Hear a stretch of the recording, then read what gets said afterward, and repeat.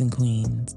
It's your favorite girl, BlakkMomba, and I want to thank you for tuning in today or tonight, depending on where you are in the world. I want to ask for grace and mercy as I announce that this episode you are about to hear would drop Sunday evening, but unfortunately, I underestimated the time needed to edit this one. Plus, I forgot about everyday life and responsibilities. This episode is important for me to get right. The topics being discussed with my guests are sensitive and can be emotionally challenging to hear. The trigger warning is for those who may find conversation centering around abuse, mental health, sexual assault, suicide, and trauma harmful emotionally to hear. So please continue listening at your discretion. I hope you understand why it was important for me to take my time with this one. With that said, are you ready to jump down the rabbit hole with me? I promise to navigate you safely and securely, seeing that you come out on the other side with no complaint. So, sit back, relax, and allow me to talk to you for a minute. See you on the other side. Let's go.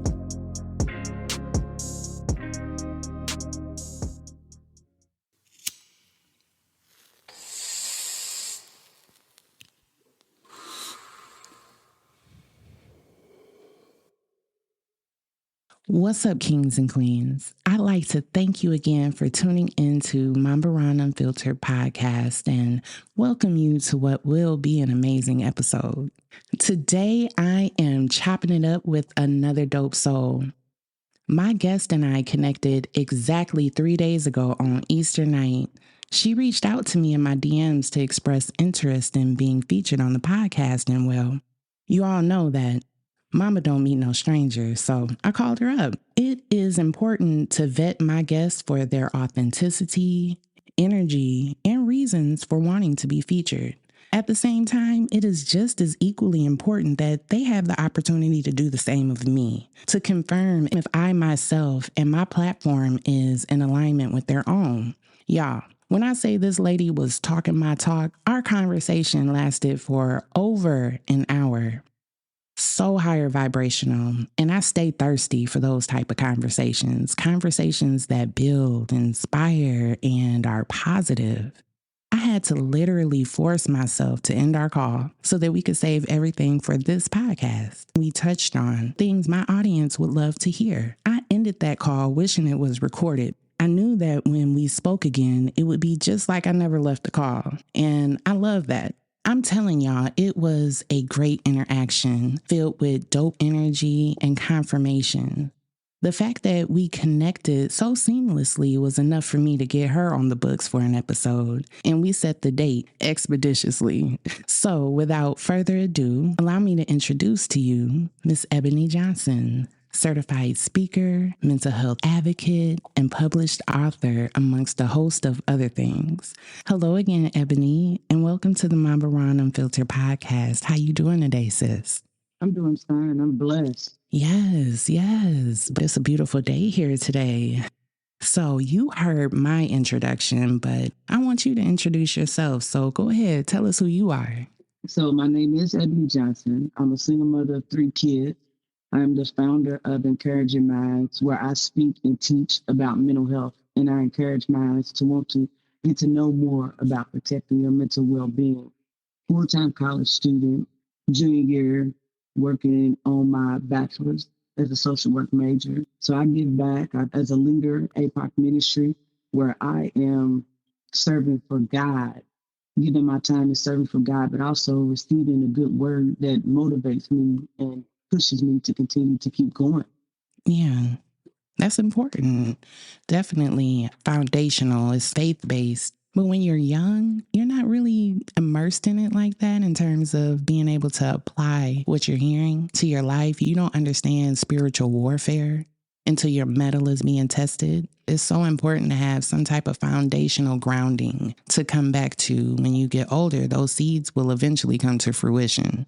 I say that all the time. I'm planting seeds now, but somebody else may water them. It may not be me, And it doesn't have to be me. You know, there are people in my life that watered me, teachers, coaches, people that I can remember in my life from elementary school and on up that played some type of role in my life unknowingly that I can just remember and be able to say, you know what, this is somebody that encouraged me to do X, Y, and Z. Just a word, their presence. So you can never discount your message, a word, or anything like that, because when they own time, which I believe I was talking about in my last podcast, those own time messages. When they own time, honey. But with all of that said, and if you don't mind, I would love for you to share with me your origin story, because you have many titles: advocate, author, coach, speaker, the list goes on. On top of that, you're a mother. And what I want to know is, what was the path that got you to where you are today to doing these types of things like mental health advocacy? Because advocates, or people who are just passionate about helping encourage and build and inspire and motivate other people to be the best them possibly, they usually have some type of story to tell.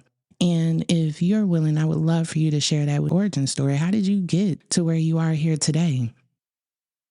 Well, at the end of 2019, beginning of 2020, I had suffered from a severe mental breakdown. And that breakdown took me through many different scenarios of my life. I think I was having a conversation with my sister the other day where I was telling her, I don't know if anybody has ever experienced this type of mental breakdown. This was something new to me and my body.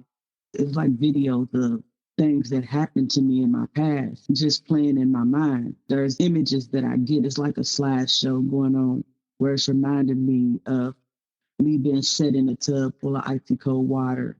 And after that moment, I was placed upon a kerosene heater, leaving my body with second, third, fourth degree burns, learning how to walk all over again. That was so traumatic. And being able to face my accuser and let them know, not once, but twice. The first time it didn't go so well, of course, I was in anger, rage.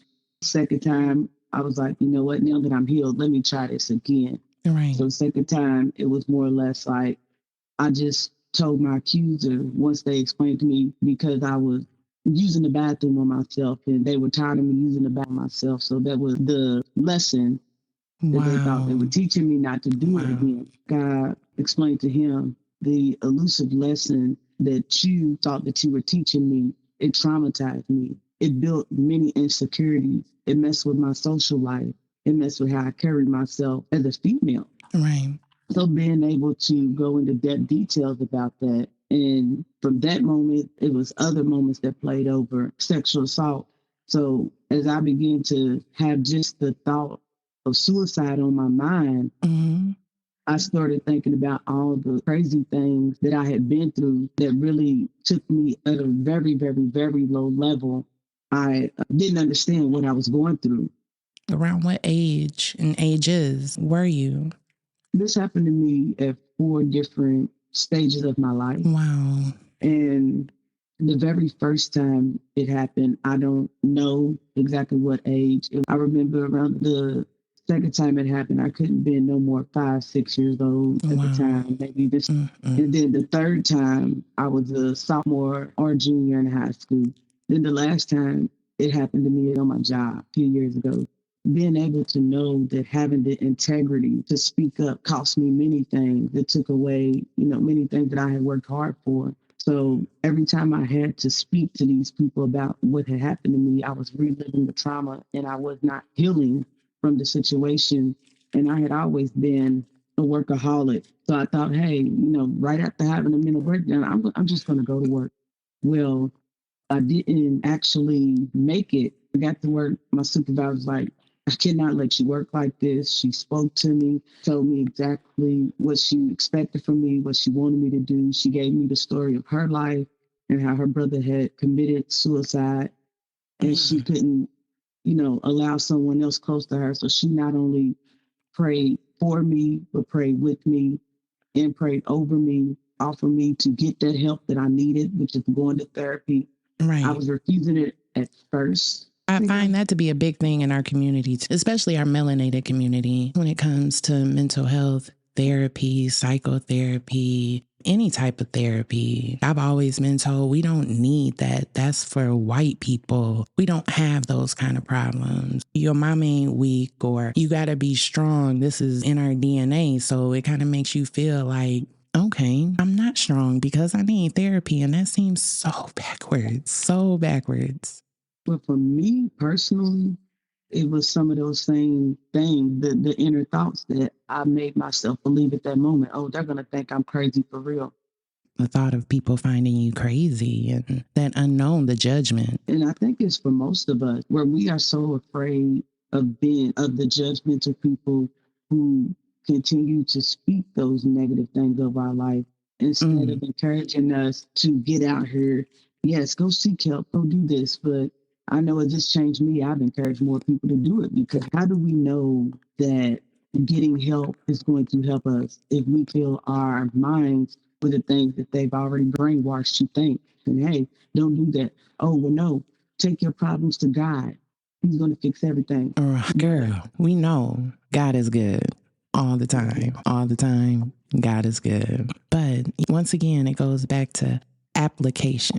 How do you apply the principles? Because God also requires you to do things in order for you to receive things. You know, there's favor, of course. There's things that happen without you asking. You have favor. You're doing exactly the things that you need to do. Things don't just happen. Seem like they're just happening, but they're not just happening. Like our connection. You know, we love to think that things are random, but confirmation is everywhere in everything we do. So to believe that you're not praying hard enough, God hears your cries, you know, he's counting your tears, and all that's required for you to do is to hang on and be strong. We know that God fixes things, but with that but, what was that but for you? But the conversation needed to be had with someone other than my family and God. We forget. When we're young, there are so many things that are happening development-wise. Our brains are growing. Even our reasoning isn't there yet. Those bracelets they used to have, what would Jesus do?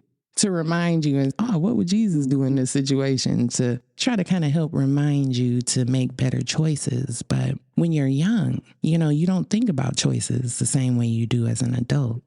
We don't think about the effect that trauma has on us when we're young and how that manifests later in life when we're older in our relationships. Like you said, the difficulty being intimate with a partner or trusting people, even our children, how we raise our children, what we show and teach our children. A lot of what we go through has a big effect on that. When we go to talking about mental health, I hate that I waited until my mid-40s to decide to seek mental health treatment. I'm happy that I did, though. But if I could go back, I wonder where I would be in my growth journey mentally had I had access to someone other than a family member telling you that you got to be strong and you're weak-minded and start attaching labels to your character for how you are responding to life's events. And these aren't just everyday events, okay? These are experiences that have lifetime effect, generational effect. It's not just get over it or that happened a long time ago. Why are you still worried about that? Or these people serve their time. They apologize. Why can't you move on? And girl, the mindsets that come attached with the people you talk to is so important. You have to think about those seeds that they're planting. They're planting seeds of self-doubt, of insecurity, of fear, all of those things because of their mindset, their lack of knowledge, their perspective. Can't nobody tell you about your experiences and how you should feel about your experience. I see a neuropsychologist and I've had my second appointment. I've only been twice and it's been so amazing how my brain works with what's actually happening in my life. The PTSD, the depression. I was a young victim of sexual assault when I was young by my aunt's boyfriend at the time. Rape when I was younger. in my 20s, to being almost killed, the kidnapping of my child, not seeing my child phase. And girl, it brings me to tears recalling, because it's a visceral reaction. I can feel those emotions, like re-experiencing it in a sense all over again. But I'm thankful to be healed. So thankful, because honey, had to be 5, 6. My sister, we're 4 years apart. I didn't learn until later on in life that my sister was going through the same thing that I was, to a different degree. We were both living the same experiences, but we kept it to ourselves. The judgment, fear, those things that come into play for why we don't speak up, why we don't say anything. Oh, well, she didn't say nothing then. Why are they just saying now? Oh, they just, girl, I'm thankful to be healed. I can look back and draw a direct line to my actions, my behaviors, the places I hung out, the people that surrounded myself with that weren't good for me, healthy for me, the things that I was doing to my body or allowing people to do to my body. Not realizing all of those actions and behaviors, all of those things was a direct line to things that happened. The things that people told you, that planted, downloaded in your brain as a young child about you. I just want to say from the bottom of my heart that I am proud of you. I don't have to know you to be proud of you, sis. I'm proud of you because I know what it feels like to walk that road and how hard it is. There's nothing pretty about healing, honey, but the joy that comes after, to be able to talk about these things that happen to us in a way kind of like astral projection, where I can stand outside myself and see those video clips. You mentioned a timeline of my life and be able to look at it objectively, still feel it, but I know I'm not there anymore. I'm not the same person I used to be. I can't avoid things that happen. I can't avoid being attacked on my way home or anything crazy like that. But from my personal life and those that are within, making sure that I'm establishing connections with people of like mind, with mindset that's not toxic, not negative, that's filled with love and light, people who desire to see you healthy, want you healthy. I'm proud of you. It really takes a lot of courage to be able to tell your story without having tears. Now, sometimes on a bad day, it may catch me off guard, not knowing the right words to say, depending on the person who I'm telling the story to.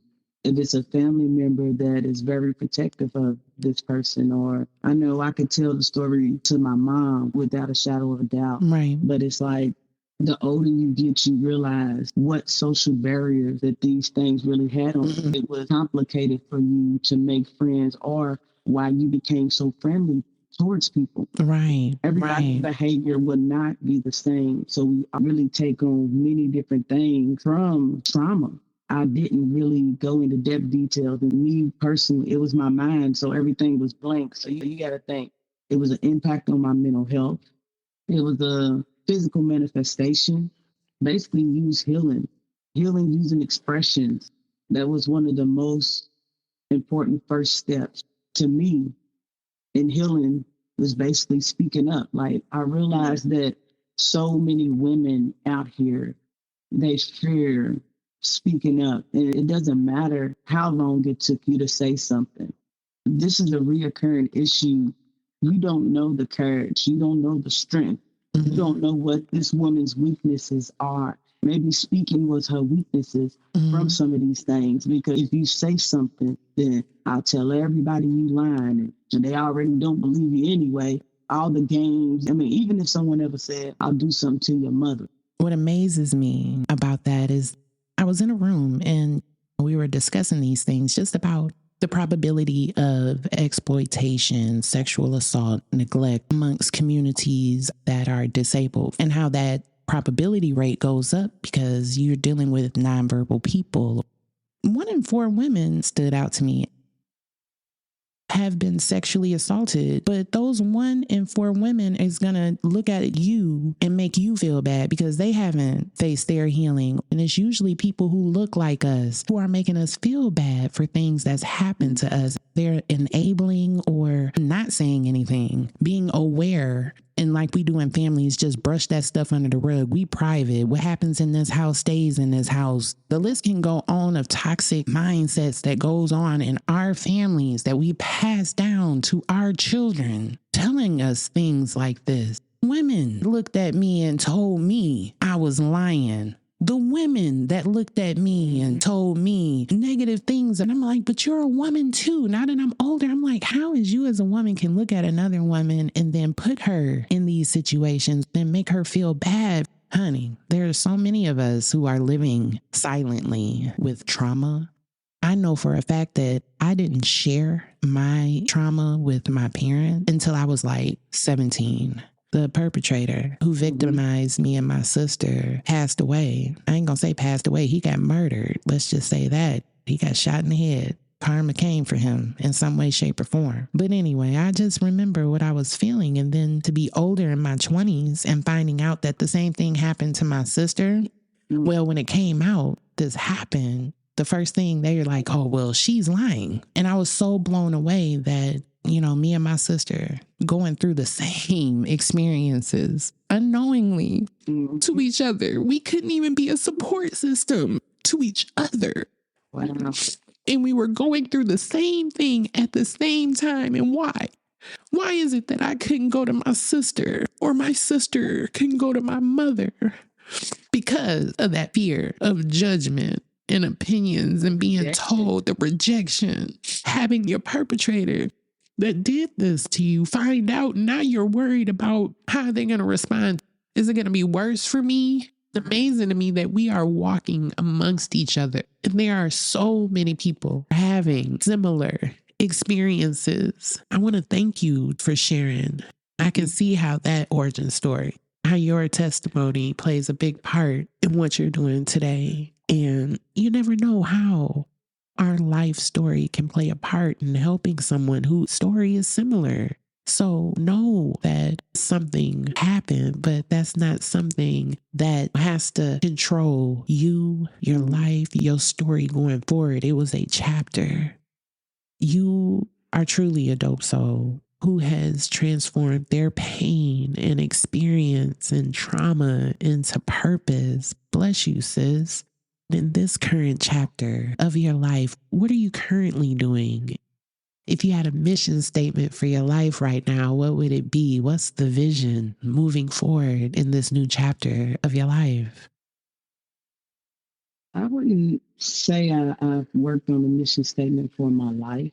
One of the things that I kind of leave with everyone is imagine feeling like the weight of the world is crushing down on you and you suffocate. And that's where I found myself battling a severe depression. Society often paints suicide as a selfish, self-centered act, but the truth is that it's a desperate cry from a relief of a relentless mental illness. So when you've been through things like this, and I say for me, it's working very well, but being able to go against the stigma and work hard, advocate for things that you need to stand up for, that is one of my biggest motives right now. I noticed that God really, he's already made my plate. He's just waiting on me to sit down and eat. And I say this. I know that's right. Favorite famous words to say. I tell people like this: do you want your food hot, or do you want it cold where you got to come back and heat it up later? Girl, that is such a good analogy. I don't taste the same. You want your eggs hot or you want your eggs cold? I want them right out the chiller. Look, exactly. Yes. Exactly. That is something important also that you mentioned just about suicide, suicidal thoughts, idealizations. People, that's the first thing they want to talk about is just being weak-minded or selfish. You're not thinking about the people who love you when you nothing to do with it at all. Nothing at all. Because the times that I attempted to take myself out of this world, honey, it was just pain. I was tired of living in, dealing with pain, mental, emotional pain that manifested itself physically in my body. stress, hair falling out, gaining weight, doing unhealthy things, drinking, smoking. I didn't care about my life. The self-talk, the negative self-talk that was going on, it has nothing to do with anything. It's mental. Everything is mental health. Start facing that. That's when we can start moving this conversation forward. When we can accept the fact that mental health is a big issue.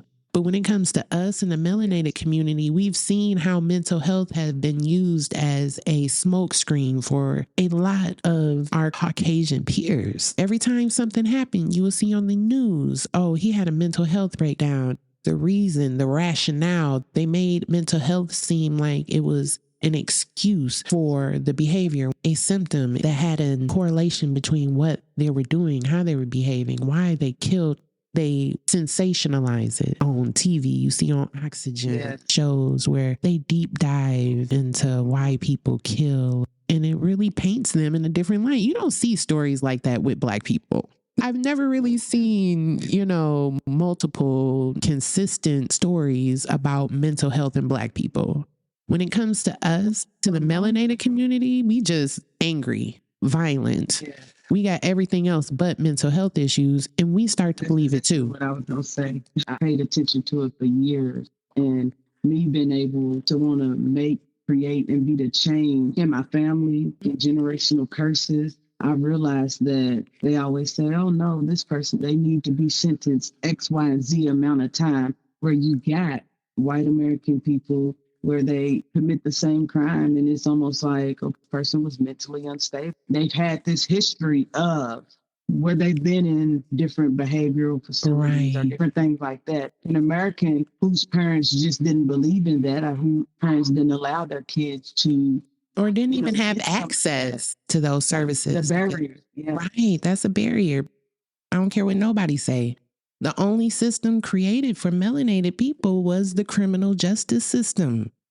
Specifically, the health system wasn't created for us. The education system wasn't created for us. No, there was nothing created for us except the criminal justice system. Post-slavery, as we know, morphed and turned into the criminal justice system, which we deal with now, which is a whole nother topic. Runaway slaves were actually, diagnosed with a mental health condition. If you were a slave who ran away, it was a mental health condition. That you wanted to run away from your enslavement was a mental health condition.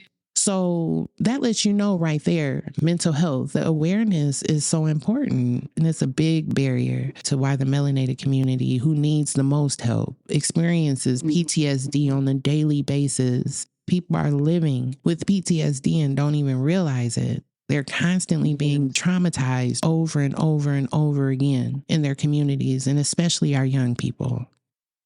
I think the issue with PTSD runs through a long narrative of what they used to say way back when. Oh, well, you never been in the military.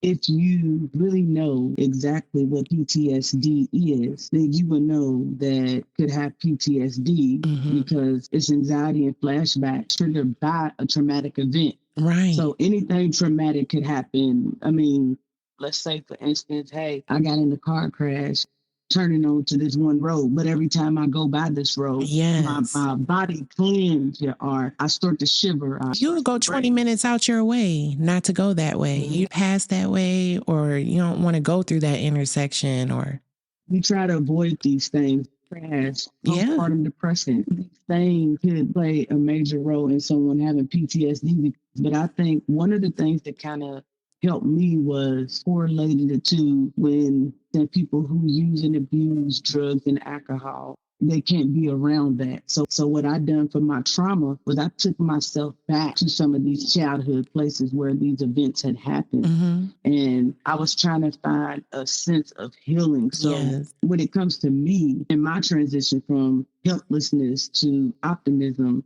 that served as an example of the strength of faith and perseverance. To me, depression might cause diffusion in our mind, but it can't make our inner light disappear. Right. So we can't let the stigma stop us from overcoming our obstacles. Right.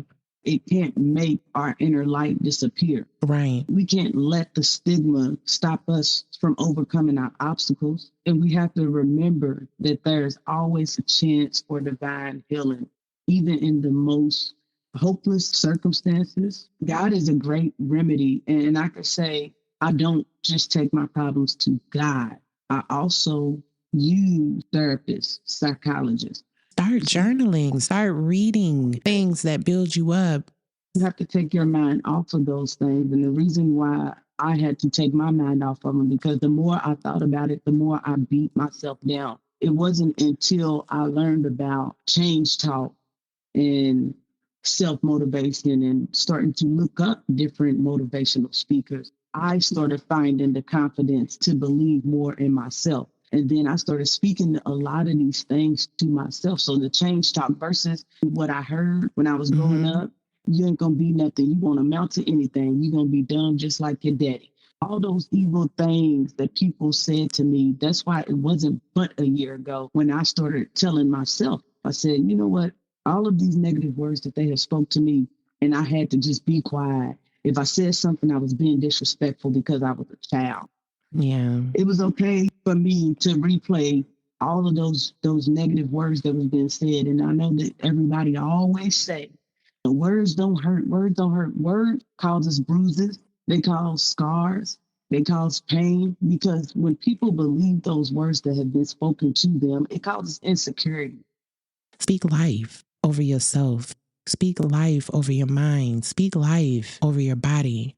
That goes back to many things that I can draw a parallel to in my childhood that had a direct reflection on my image of myself and how that was superimposed. Other people's image was superimposed over my own and it blurred it.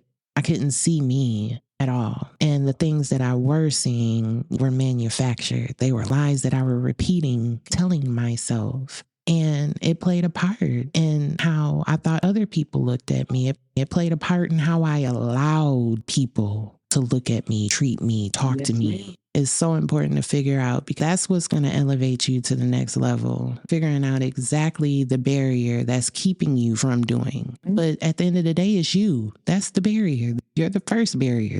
The most important barrier is yourself. Regardless of how anybody see us, internally, we have a light that's made to shine. So once you find your purpose and you start walking in your purpose, it's time for you to teach women, men, whoever that have similar stories to what you are going through or what you've been through. Right. And once you get the courage to speak up, speak out, and stand on what you believe in, not what someone has created for you to do. We don't want to do plagiarism. Everything that's meant for us to have, we create it and we lay out the blueprint to help someone else. Exactly. It's a whole pay it forward system. And your blueprint, as they say, you can always go back to the blueprint, tailor it. Okay. Cherry pick everything that you've heard you may feel like you need. You cherry pick those gems. You pick up those gems. Start tailor making the build. You see somebody real, what does it say at the bottom? Use this template. Well, do I want it to look exactly like their template? No. I just want the foundation. I want the foundational template to work with and then build upon it with my brick flare drip. Let me put my spin on it. My life may mirror yours in a lot of different ways, but it's relative, and I may not need that over there. I may need this over here. So like you said, listen, find people of like mind, like experiences who've been through things that you are going through currently or have been through, or just to simply understand more about something. Listen to those people because they're coming from an organic place of healing. And if you want a better world to live in for yourself and for your children, you can't gatekeep knowledge. Keep these things to yourself and then expect the world to change, to cry foul when things happen in the world and it affects you personally and touches you personally. That's the first thing I think about in our community on gun violence. Now you seeing mothers getting together whose sons and daughters were victim of gun violence, but where were you? Where were you before they were a victim? Don't wait for circumstances to occur before it activates you. See where you can apply your gifts, your talents, testimony. I agree. Be a light for somebody else. Don't find the way out and then close the trap door on everybody else. You stay there. You help reach your hand back. Help somebody else up that ladder, over that wall. You needed that light. You wished you had somebody like you talking to you. That's why when I monologue on my podcast, I have to create avatars in my mind. I'm talking to that little girl inside me, talking to that teenage girl, that young adult girl, that middle-aged girl, and I'm growing. I can't talk to the 50-year-old me. I'm not there yet.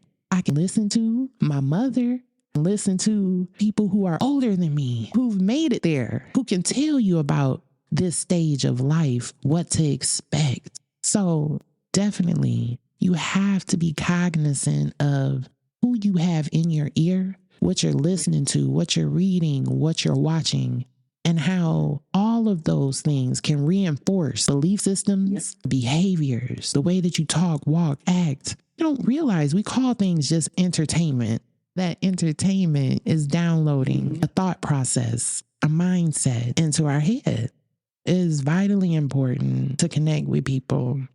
And I appreciate you for sharing part of your testimony, because you just never know how you can help reach somebody else and bring them up out that oily, dark pit of depression and just all those ugly, toxic, negative things that you talk to yourself about. At the end of the day, it wasn't them who was telling you those things. It was you telling yourself those things too. Be thinking about what you're thinking about, because what you're thinking about is going to manifest itself in how you move, your motion in life. Ebony just recently wrote a book, something we had not discussed yet. Tell me about your book, what it's about, why you decided to write it, who should read it. I want to know all about it. First book that I wrote, Embracing Mental Freedom. In this book, I realized that I had spent so much of my life just working for people who really didn't care about me. If I was to get sick, they still wanted me to be at work. Right. So one thing I realized was, what kind of strategies could I give someone, or what type of help could I give people who are experiencing exhaustion from their job? I'm not saying just up and quit your job, no, but there are steps that if we continue to make our minds believe that we need that 9 to 5, night and day, day and night, it kind of takes away from you, and that version of you is like, you know what, riding this bike for 3 weeks, still keep falling off. So it takes away your strength and courage and confidence for you wanting to push to gain the strength to be like, yay, I got it. And then when you get it, you don't just stop, you keep going, and you find other ways to maneuver. You know, as you graduate, there are some kids who like to do their little tricks on bikes. So what are you learning new with your experience from riding the bike? Me, as a motivational speaker, my tricks will be to continue to get out here and get the game from my mentors and my coaches, because I have more than one coach, and continue to listen and gain more knowledge, because knowledge is power. So being able to gain that knowledge to pull those tricks out the bag. So when I get before my audience can see, know, and understand not only what I'm saying, what I'm speaking, but go home and use that same motivation, because motivation is what helped me. So use that same motivation and understand that you have to embrace your mental freedom. That sounds like an amazing book that I think everybody that I know in my life, especially my mama, that's one of the hardest working ladies I know. When it comes to working and exhaustion, a lot of people feel like they're just put on this earth to work. The average lifespan don't even match up with your retirement. Who knows if Social Security, retirement, disabilities, how long those programs gonna be here. 401k, there's so much financial literacy when it comes to that. I'm a big believer that a man that don't work don't eat, but at the same time, I work smart, not hard. It is definitely vitally important to find different ways to free up your time. Learn about financial literacy, things that you can do to invest, to save, to make it so you don't have to work hard as you do. What am I doing now where I don't have to?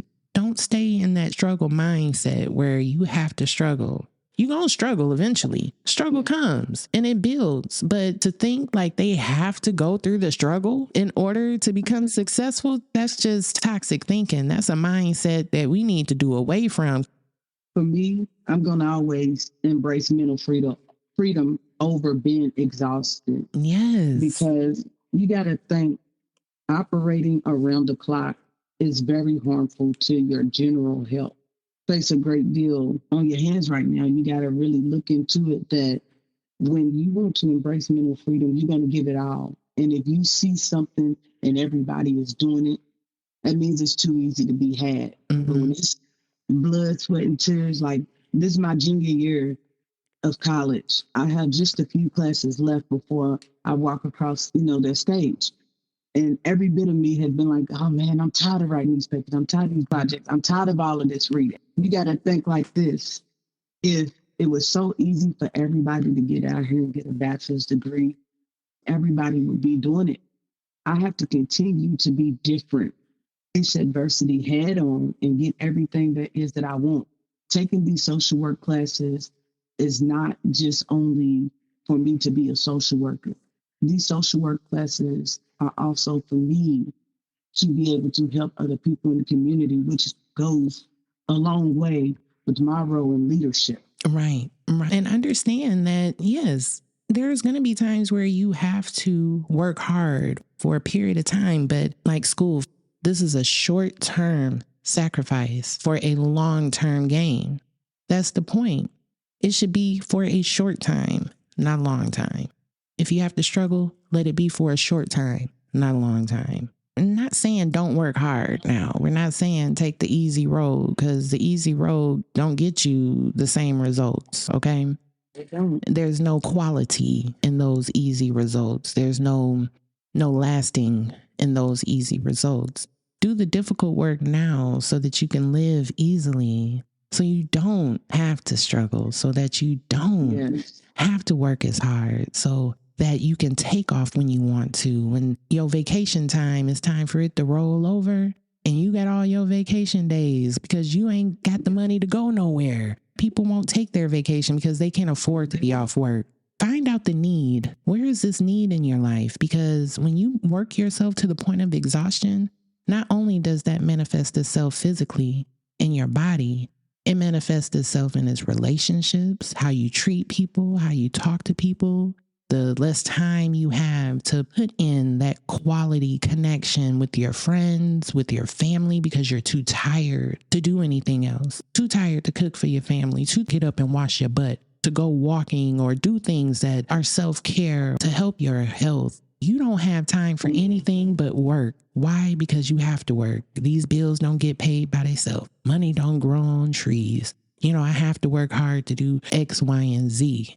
Well, no, you don't have to. There are things you can do different. If you don't want to work so hard, get your education so that you can get yourself in arenas where you can find jobs with better pay, better benefits, where you can go to the doctor and afford to go to the doctor. You don't think about that too. They're going to work you to death. They're going to replace you that same day and moving on. What are you going to do when you can no longer work that hard because your body has shut down or your immune system is messed up? And so now you're more susceptible to illnesses. And it gets to a point where you might accidentally hurt yourself or something. What are you going to do then when you can't work? We know as women, we make stuff shake. We going to find a way. Rent still going to get paid.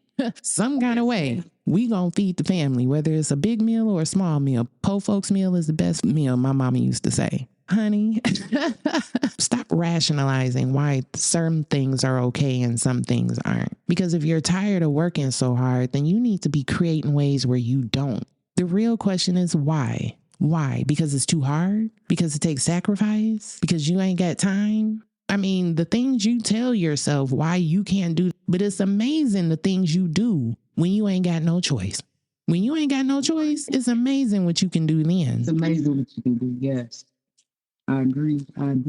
Don't put yourself in a position where you have to. Make good choices. You don't want to continue to keep training your body to need that. And when you train your body to need it when you can't get it, or like you said, let's say you get hurt, or you have a situation where you have to get disability and you stretching, making ends meet from the disability because you trained your mind all these years to work 3, 4, 5 jobs. Not only work 3, 4, 5 jobs, but it's like even in the process, you didn't think to save or invest in yourself. Right. And find something that you really enjoy doing. I think for me, that was the biggest part of my mindset. I had to find something that I can enjoy doing for free. Right. So what I enjoy doing for free was helping people. Not only helping people, but I enjoy teaching people. I'm not one of those people that's going to say, hey, figure it out. I had to invest my money. Right. Get out here and figure it out. I had to do it. I had to work hard to do it. Why can't you? Ugly mindset too. It is. And I think we should all, help someone out because when you figure out that you had to pay all this large amount of money, even if you were to charge someone to gain the knowledge that you gain, it doesn't have to be extravagant. It doesn't have to be, they can give you a token of appreciation. Right. But at the end of the day, it's, do you want to live in greed and not help other people out? Right. And be selfish, because that's not a healthy mindset. If you only set out to help people to gain financial stability for yourself, then it's null and void. Decide to get out here and take what you know and teach it to someone else. You don't have to charge what the universities are charging. You don't have to charge what some of these multi-million, multi-billion-dollar people are charging. Right. When you first starting off, see how effective your work is, how effective you are at doing what you're doing, right? And how many people can you impact off? You got to think of the numbers and what you're really doing. So how effective are these numbers going to be? When you change your perspective, a changed perspective gives you a new outlook on something. When you can look at something from a different perspective, that gives you a different view of it. And then you can start operating from a different point of view if you're willing to look at it from a different perspective. Now, if you kept the perspective that, I hate this class, you know what I'm saying? Why I gotta take this class? And it's gonna reflect itself in the quality of your work that you produce, the amount of work that you put into the class. It affects a lot of different things because now you're approaching it with apathy and with a lackadaisical attitude, with nonchalance. Yeah. Always tell people, like you were just speaking. Basically what you were just speaking, I define that as a domino effect. And I really picture a set of dominoes when you set them all on the table and you smack the very first one. You done made a letter or whatever you done made out of these dominoes, smacked it, and it hit every single last one until it got to the last one. Ripples. So the thing is, if you want to make a domino effect of something positive, you got to do positive things. Right. Make a domino effect of something negative. If I keep speaking these negative things over my life, I'm going to get a negative outcome. Man. If I speak positive things over my life, I will continue to have that domino effect, and I'm knocking over one step at a time every generational curse that was set out for me not to touch, not to hit, not to break. Right. I'm going to get there. Right. That goes back to something you said earlier, just about the power of words. And it brought to mind, like in elementary school, you would hear, especially in the 80s, sticks and stones may break my bones, but words, they'll never hurt me. We hear about it in the spiritual sense. In church, you hear about the power of the tongue.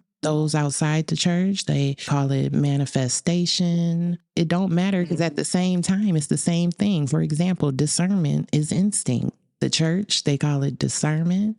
In science, they call it energy. In the world, we call it instinct. It all means the same. Vibes, energy. If you call a rose a different name, it's not going to change how it smells. At the end of the day, we need to understand that, yes, words hold power. Words can kill. Words can build up nations. Words can tear down nations. You have Hitler. He used his words for harm. And look what his words did. You have Martin Luther King. Look what his words did. They activated people. When you use your words and you use them in a way for good and you're speaking these things out into existence, those things are going to gravitate right back to you because energy is everything. So the energy that you're putting out there into the world with your word choice, if you go out there and you say, you know what, you wake up out the bed this morning, your mindset is, I don't want to get up out this bed. It's ugly. It's raining outside. It's just, this day, I just want it to be over with already. Well, guess what? That's how you're approaching your day. Those things are going to be magnified. Interactions that are negative or things that happen, it just seemed like things keep happening back to back to back to back. Every time I turn around, something new. Every time I turn around, I can't seem to catch my breath, getting hit left and right. You come to expect those hits, right? You start living just like a child. You go to hug somebody, they shy away or they flinch, because they're scared you're about to hurt them or you're about to hit them. Well, that's how you're going to be approaching your day. You're looking for those hits. You're going to find them. Think about what you're thinking about once again. Think about the words that you're saying. Know how you use your words and how effective this conversation that we're having, that people will be tuning into and listening to. We don't know how our words are going to affect those people. That's why it's important to pay attention once again to the people that you're listening to. If they're not teaching you anything, it's just filler and it's filling you with nothing of substance. Make sure the word choice is quality. Make sure that it's positive. Make sure that it's affirming. Make sure that you're intentional. Start intentionally speaking. I'm in a season and working on is just being intentional, period, especially in my word choice, how I talk to myself, how I talk to my children. That was the first, embracing mental freedom. What is your second book?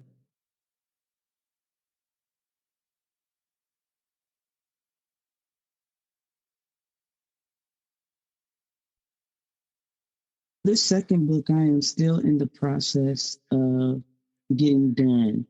Okay. I've had several titles come to mind and several subtitles. For the most part, I'm going to go with You Can Move On and Find Redemption for the title. And then the subtitle being Navigating Mental Health, Trauma, and Social Work Through Faith. Okay. What can we expect from your upcoming book? And do you have a target date for its release? Yes, I have a target date. The target date that I'm pushing for right now is September the 11th. The reason why a very tragic event happened on that day, that's also my grandmother's birthday, who encouraged me since I was a child when I spoke these things, telling her that I would one day be an author. I was just saying it as a kid, not know I was speaking it into existence. Exactly. But that is her birthday. And then finally, I had experienced so many tragic events in my life. So I feel like this date to me is very personal. When we say 9/11 on many levels. So this next book, I'm going to speak about basically me growing up, how I grew up in North Central Kentucky, and me living on hopes and dreams, and learning the importance of not allowing things out of my control to determine who I become, and then kind of go into some of the things that I've been through. I'll speak on poverty. I'll speak on my sexual assault. So basically more like a personal autobiography. Okay. I would call it. Okay. So this is my life story that I'm working on now. And when I was growing up, when I would speak to myself, every time I walked past the mirror, I said hateful things to myself about things that I went through that were out of my control. All the circumstances that made me place blame on myself, made me feel guilt, that built insecurities, turned into, hey, now I'm isolating myself from the world because I don't know how to tell this story. And I want to learn how to tell this story. Right. Which caused more depression and a suicide attempt. But throughout the process of that suicide attempt, we go into, hey, I went to work. I met one of God's earthly angels who helped me seek that help to begin to fight all of my battles. So now you're going to see me every time I walk past a mirror. I'm going to tell myself, you are enough. Yes. You are beautiful. Yes. You are courageous. Yes. There's so many words that I tell myself when I walk past that mirror because I no longer have a reason to be disgusted Right. and ashamed, or Right. even sit there and blame ourselves. Take that power away. Saying, yes, that we're out of my control. Right. So continuing to do that, I realized that I have to love and protect and care for myself, which is what we call self-love. Right. So you got to give yourself that self-love that is needed. Yes. Because if you don't love you, no one else can. Right.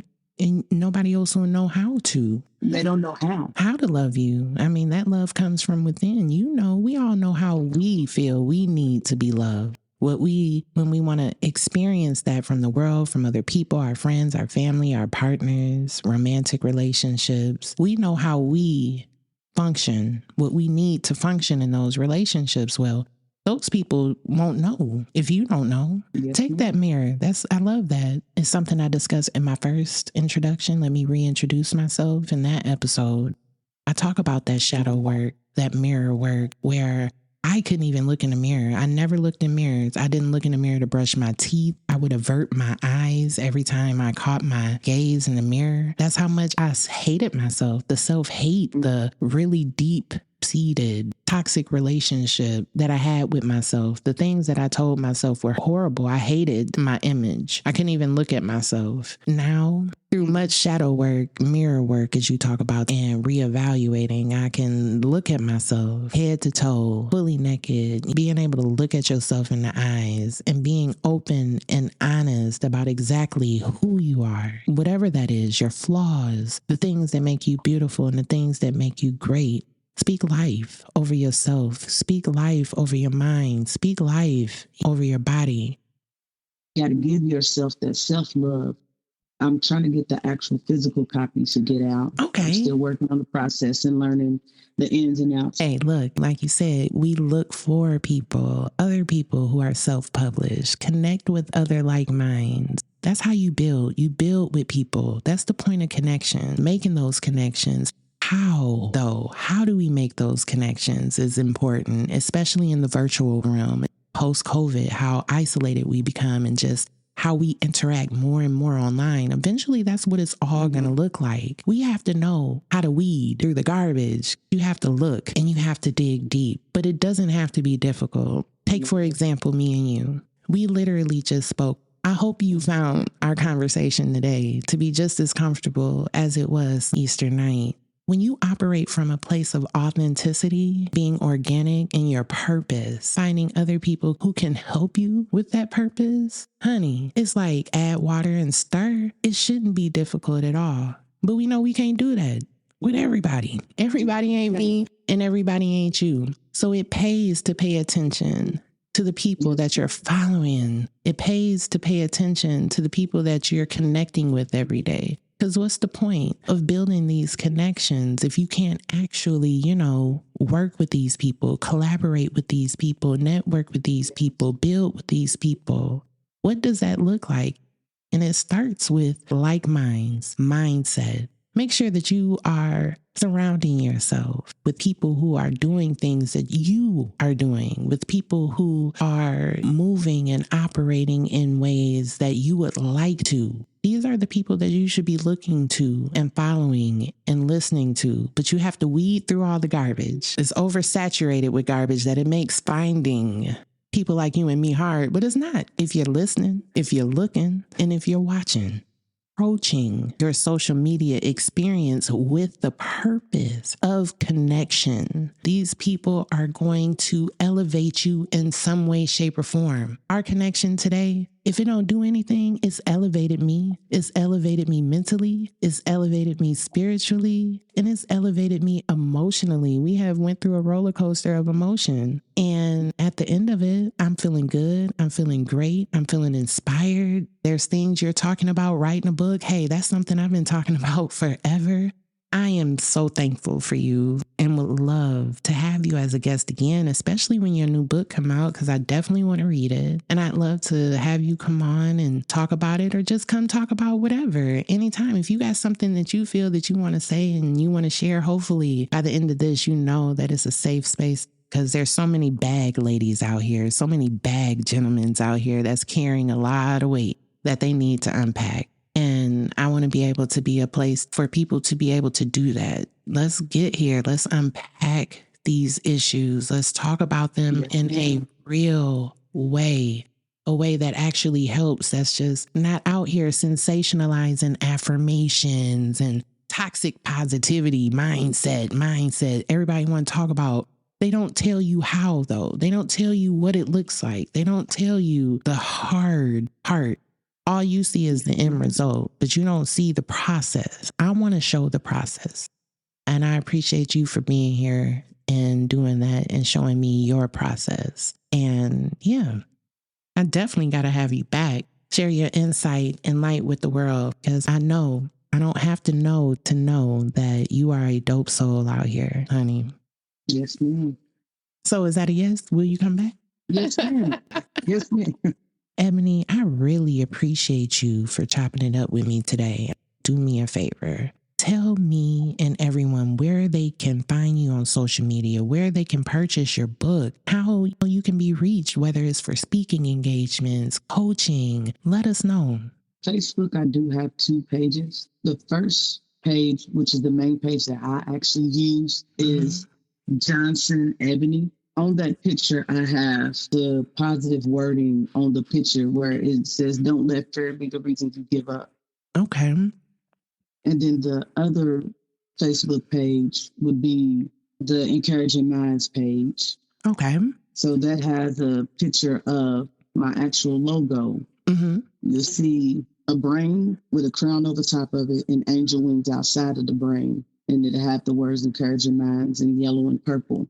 I love that. I don't think I'm following that page. So I got to be sure that I get off of here, that I go do that immediately. And of course, those links will be provided in the show notes. Those direct links to be able to follow Miss Ebony Johnson. Just look below and you will find all her handles, social media links, any associated links with her work, how to find your book, and which is where can we find and purchase your book? On Amazon.com, the book it'll upload to Kindle, Embracing Mental Freedom. And then once this book is finished, I'm trying to get the physical copies to get out. That's it. I'll let you take us away. Is there anything you'd like to leave us with before you go? I'll let you have the floor. One thing that I leave with each and every person that I'm speaking to is that we all have amazing potential that is brought before us. And thinking back on all the personal experiences that I've had to overcome, you just realize how resilient and strong the human spirit really is. Gaining that priceless knowledge about the value of integrity and necessities of speaking up for what's right, whether it's you or someone else that you see going through something that you feel like that you should be standing up for. Face the hardships head on. Keep speaking your truth. Those experiences is what will create the courage and hope for you to create a better future for tomorrow. Also, share your story, because sharing your story will encourage and empower you to embrace your own resilience and maintain integrity. So look for help when you need it. Each and every single last one of us possess the ability to overcome, the fortitude to endure, and the bravery to turn hardship into victory. Yes, that's a word for you right there. Thank you. Thank you for leaving it with me, because look, that's definitely something that I needed to hear, and I know somebody out there needed to hear as well. Once again, Yes, ma'am. Miss Ebony, I appreciate you. Thank you so much for tuning in and just being a part of the Momba Unfiltered podcast today. I truly hope your day is nothing less than pleasant, sis. Yes, ma'am. Thank you. You too. Thank you. Well, kings and queens, here we are on the other side. How are you doing? I know that today's conversation included some heavy topics, some that may have been hard to digest, mentally that is. I pray that this episode was impactful, that it helped someone feel less alone in this world. We are all humans living the human experience on different levels and to different degrees. Just because my testimony does not look like yours does not minimize my experience, and neither does mine minimize yours. Don't you just love the expression, and I quote, "It could be worse," end quote. Get out of here with that noise. What's understood don't need to be said. We all know things can be worse. Some of you listening now may live in an alternate reality where colonization, corruption, economic disparity, war, starvation, second or even third world conditions are your reality, on top of living the human experience. It is a spectrum. Polar opposites do exist. It's all relative, this caste system we find ourselves existing in. I don't expect from you, no more than I expect from anyone else, to understand or even relate to my plight. I only ask for empathy, not sympathy, empathy. But how can one have empathy, understanding, if they cannot relate? I believe it begins with the foundational knowledge that we are all human, and humans have emotions. We all collectively feel hope, greed, hate, jealousy, anger, sadness, enjoyment, rage, happiness, love. On and on and on the list of emotions can go. No matter your race, gender, nationality, station in life, we are all the same in that respect. When we can understand that, we can begin to have empathy for our fellow brother, our fellow sister, for humankind, and begin to work together for change. Change in our communities, change in our governments, in our world. After all of that, I hope you get the point of it all. And if you don't, well, I got some work to do. I got to find a better way. I am not going to hold you. I have so much to say, but I'll save it for another episode. I know listening to anyone for any length of time can wear you down. So I pride myself on delivering you higher vibrational content that activates and elevates, so much so that you haven't realized you've been down rabbit holes with your girl for well over an hour. And that's if you took this ride in one go. I don't ever want any of you to feel like you've been on this ride for too long. By offering you an authentic and traditional podcast experience, you can take me anywhere and listen to me anytime. You can turn me on or off at will. Knowing that one can press play and pick up right where they left off is kind of dope to me. So believe me when I say I am truly thankful for your time, attention, and all the love you show Mamba Ron Unfiltered. Big love for today's dope soul, Miss Ebony Johnson. She played no games with your girl. Ebony, with no real prepping from me, jumped down the rabbit hole and shed a much needed light on the importance of mental health awareness and treatment. She shared a profound and powerful testimony that I declare will help inspire and motivate those with an ear to hear and a desire for change. I am so thankful to have had the opportunity to connect and chop it up with her. If you love the gems she was dropping, be sure to check out those show notes and click her links. Those links will take you directly to her social media and also to Amazon.com, where you can purchase and download her ebook, Embracing Mental Freedom. A great read for anyone dealing with workplace and life exhaustion. I will be getting my copy along with her new book with titles in the works by September 11th of this year. Are you following Mamba Ron Unfiltered? If not, now's your chance. Look below and click links to every one of Mamba Ron Unfiltered social media. take the time and do all of that free stuff to support your favorite girl by following, liking, sharing, subscribing, downloading Momba Unfiltered on all of the places you listen and stream your favorite music and podcasts. Reviews are highly appreciated. They ensure that this podcast becomes and stays relevant. You can do that by rating the show. Give a girl a 5-star review because, hey, I'm a 5-star chick. But seriously, take the time to rate Momba Unfiltered. If ever, for whatever reason, you feel a way about the content I produce, holla at me, but come correct. My email and WhatsApp number has been provided for exactly that reason. With that said, kings and queens, your girl is going to hop off the mic and get back to work on that next episode. Wait for me. Until then, you know the vibes. Be good, be safe, stay healthy, and drink your water. Water is life. Peace. Oh, before I forget, stay tuned for an important message.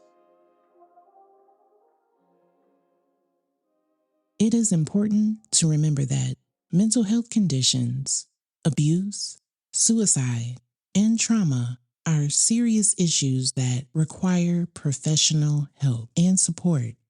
If you or someone you know is struggling with any of these challenges, please seek help immediately. There are resources available to provide assistance and guidance during difficult times. You can reach out to the following organizations for help. National Suicide Prevention Lifeline. Call 1-800-273-TALK. That is 1-800-8255 for 24/7 confidential support for individuals in distress or crisis. National Domestic Violence Hotline. Call 1-800-799-SAFE. That's 1-800-799-7233 for confidential support, information, resources related to domestic violence. National Alliance on Mental Illness. Visit www.nami.org or call 1-800-950-NAMI or 6264 for information, support, and resources related to mental health conditions. RAIN, that stands for Rape, Abuse, and Incest National Network. Call 1-800-656-HOPE. Once again, that's 1-800-656-4673. Call them for confidential support and resources for survivors of sexual assault. Remember, you are not alone, and there are people who care about you and want to help. Please do not hesitate to reach out for support when you need it. Peace, love, and light.